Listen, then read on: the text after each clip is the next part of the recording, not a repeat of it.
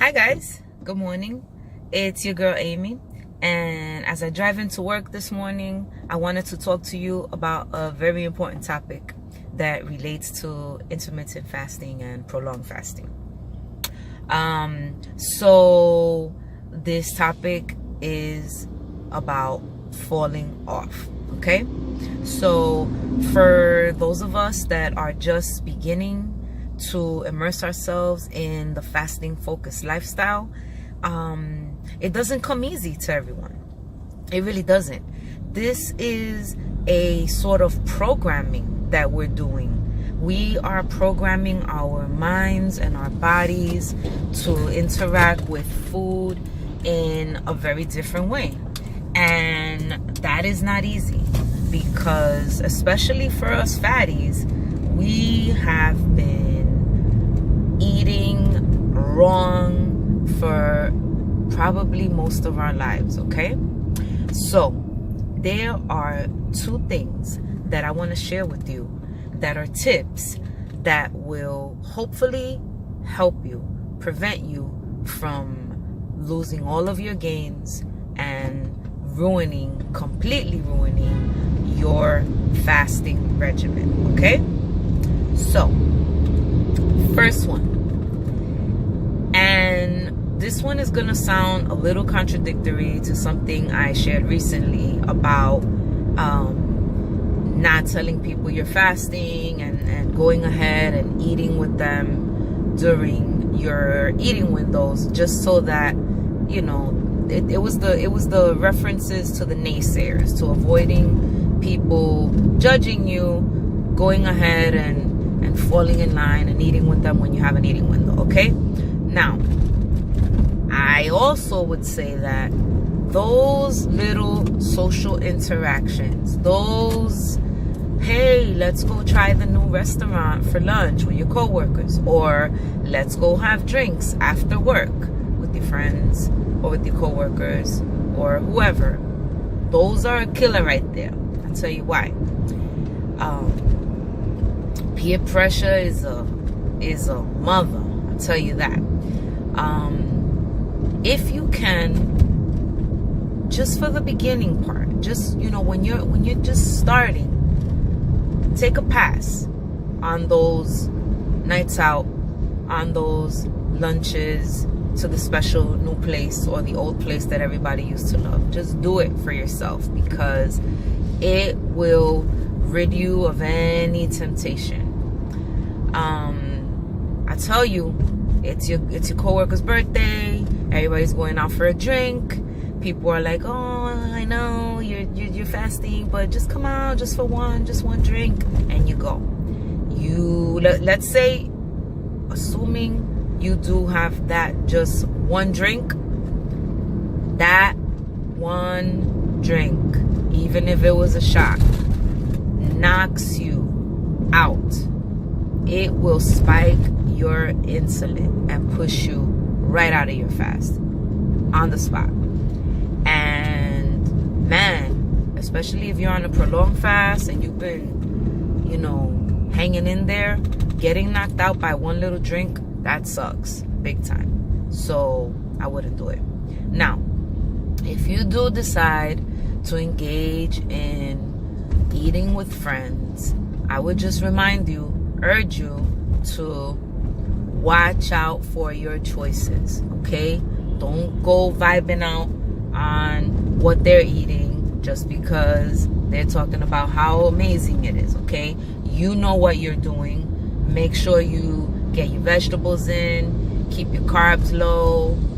Do not touch the bread, that warm, toasty bread that ends up on the table. Take a pass. Skip the sugary beverage, have some water with some lemon or lime, and call it a day. Okay? Number 2. And this one, okay, especially at the beginning, most, if not all, are going to make a mistake, violate our own rules, and break the fast. And And it happens for different reasons. Sometimes it's just, you know, I don't know. I'm going to tell you a story. I just started this new job, and it was my first week.